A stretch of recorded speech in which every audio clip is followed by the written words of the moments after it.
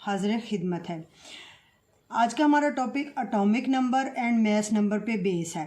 9th class का ये topic है, लेकिन इसमें बहुत सारे ऐसे बेसिक कॉन्सेप्ट्स हैं जो आपके फर्दर स्टडीज़ में भी हेल्प करेंगे। तो इसको थोरोली लिसन कीजिएगा, केयरफुली, सब काम छोड़ के इस पे फोकस कीजिएगा, ताकि आपके जो बेसिक कॉन्सेप्ट्स हैं केमिस्ट्री से, जो केमिस्ट्री का डर है आपके दिल में, वो ख़त्म हो सके। सबसे पहले एटॉमिक नंबर मैथ नंबर पढ़ने से पहले हम सबसे पहले इनके एटम के स्ट्रक्चर के बारे में थोड़ा सा ओवरव्यू लेते हैं। एटम के स्ट्रक्चर में मिड में एटम का न्यूक्लियस होता है। इस न्यूक्लियस के अंदर प्रोटॉन एंड न्यूट्रॉन्स होते हैं। तो न्यूक्लियस के अंदर प्रोटॉन और न्यूट्रॉन होते हैं और न्यूक्लियस के बाहर ऑर्बिट्स में एनर्जी के लेवल्स और ऑर्बिट्स में इलेक्ट्रॉन्स रिवॉल्व कर रहे होते हैं हर वक्त। ये एटम का बेसिक स्ट्रक्चर है।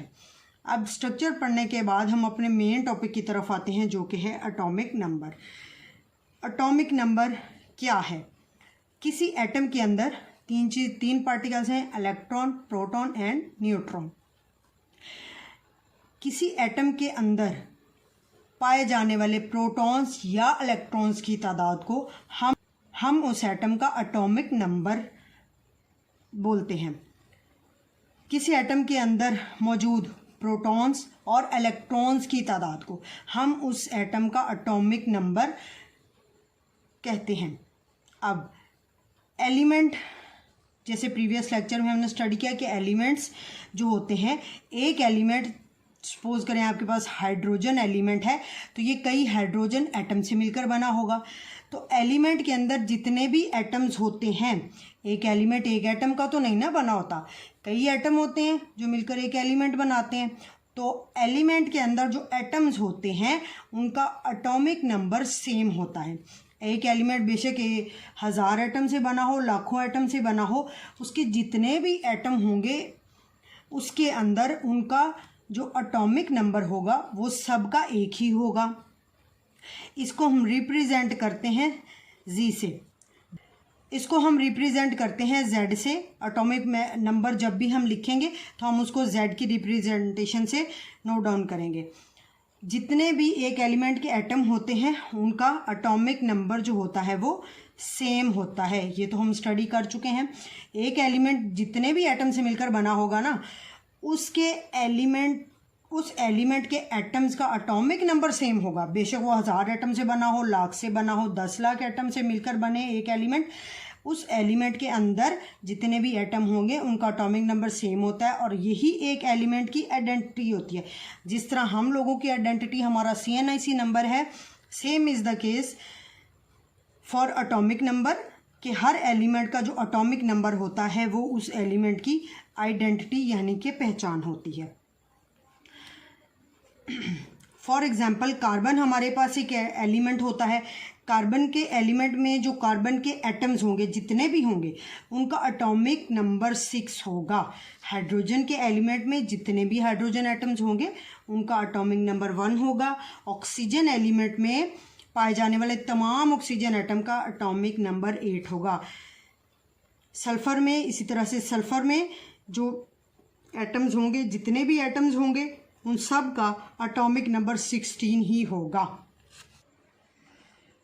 नेक्स्ट टॉपिक हमारा मैथ नंबर, इसको डिस्कस करते हैं। एटॉमिक नंबर हमने पढ़ लिया, नंबर ऑफ प्रोटॉन्स या इलेक्ट्रॉन्स जो किसी एटम के अंदर पाए जाते हैं उनको उस एटम का एटॉमिक नंबर पढ़ते हैं। अब अगला हमारा टॉपिक मैथ नंबर है। मैथ नंबर क्या है? Mass number is the sum of proton and neutrons present in nucleus. एक एटम का mass number is equal to होता है sum of protons and neutrons present in its nucleus. यानी जो atom का न्यूक्लियस होता है ना, उसके अंदर जितने प्रोटॉन और इलेक्ट्रॉन की तादाद होगी उसको जमा कर लें तो वो उस एटम का मैथ नंबर बन जाता है। मैथ नंबर की रिप्रेजेंटेशन कैपिटल ए से की जाती है। इसका फार्मूला एक है कि mass number is equal to G+N। G यहाँ पर क्या है? हमारा एटॉमिक नंबर है, एंड न्यूट्रॉन हमारे न्यूट्रॉन्स की तादाद है। फॉर एग्जांपल यहाँ पे हाइड्रोजन का एटॉमिक नंबर स्टडी करें। हाइड्रोजन के अंदर एक प्रोटॉन होता है, न्यूट्रॉन 0 होता है। प्रोटॉन 1 है तो इसीलिए इसका एटॉमिक नंबर जो कि प्रोटॉन की ही तादाद होती है वो 1 है। अब आते हैं इसके मैस नंबर की तरफ। जो मैस नंबर होता है प्रोटॉन और न्यूट्रॉन का सम होता है। प्रोटॉन 1 है हाइड्रोजन का, न्यूट्रॉन 0 है, तो एज अ रिज़ल्ट इसका मैस नंबर जो है, एटॉमिक मैस नंबर वो 1 आएगा। कार्बन की तरफ चलें। कार्बन में 6 प्रोटॉन्स हैं, 6 न्यूट्रॉन्स हैं। जितने प्रोटॉन्स होंगे वही कार्बन का एटॉमिक नंबर होगा, जिसको यहाँ पे जी से लिखा गया है। एटॉमिक नंबर को हम एटॉमिक नंबर लिखने के बजाय हम हर दफ़ा जी से डिनोट करेंगे। मैस नंबर की तरफ आए तो मैस नंबर जो होता है प्रोटॉन प्लस न्यूट्रॉन, 6 + 6 = 12। अब इसी तरह कुछ और एलिमेंट्स के पढ़ते हैं। Nitrogen, oxygen, fluorine, sodium. सबसे पहले नाइट्रोजन। नाइट्रोजन में 7 प्रोटॉन्स होते हैं, 7 न्यूट्रॉन्स होते हैं। तो एटॉमिक नंबर जो बेस करता है, जो प्रोटॉन नंबर होगा वही आपने एटॉमिक नंबर नोट डाउन कर लेना है। इसका प्रोटॉन 7 है, एटॉमिक नंबर 7 है। ऑक्सीजन के प्रोटॉन 8 है, एटॉमिक नंबर 8 है। Proton 9, atomic number 9। Proton 11, atomic number 11। Means के जो प्रोटॉन नंबर होगा वही उस एटम का एटॉमिक नंबर होगा। अब आए मैस नंबर की तरफ, जो कि होता है proton number plus neutron number को।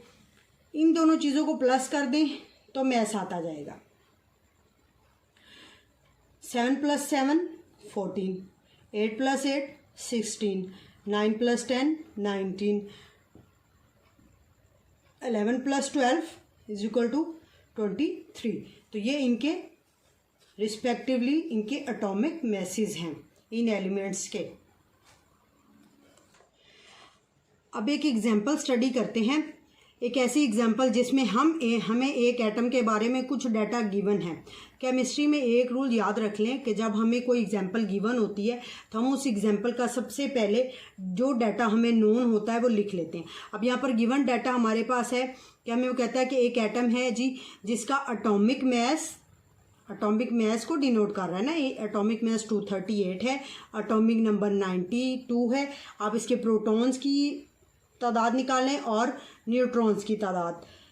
तो सबसे पहले हम प्रोटॉन का नंबर देखेंगे। प्रोटॉन का नंबर बराबर होता है जो उस एटम का एटॉमिक नंबर होता है वही प्रोटॉन नंबर होगा। तो यहाँ से देख के हम इसको लिख देंगे कि नंबर ऑफ प्रोटॉन इस अननोन एटम के अंदर 92 है।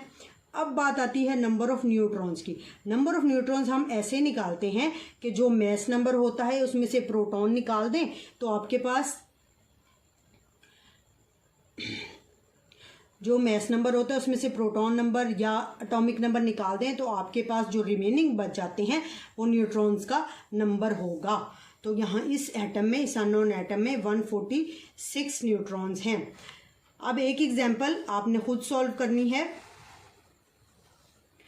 आपके पास एक अननोन एटम है, इस एटम के प्रोटॉन का नंबर 12 है, न्यूट्रॉन भी फाइंड आउट करने हैं, इस एटम के इलेक्ट्रॉन भी आपने फाइंड आउट करने हैं।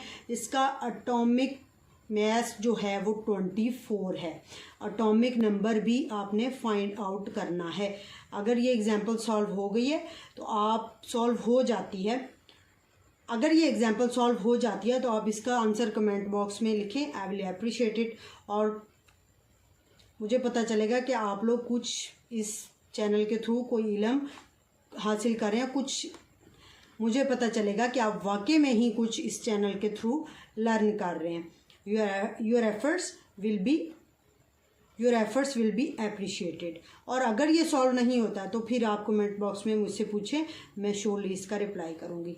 Thank you. अपना ख्याल रखें, इसी तरह इस चैनल के साथ बने रहें और अपनी केमिस्ट्री के नॉलेज को निखारते जाएं। अल्लाह हाफिज़।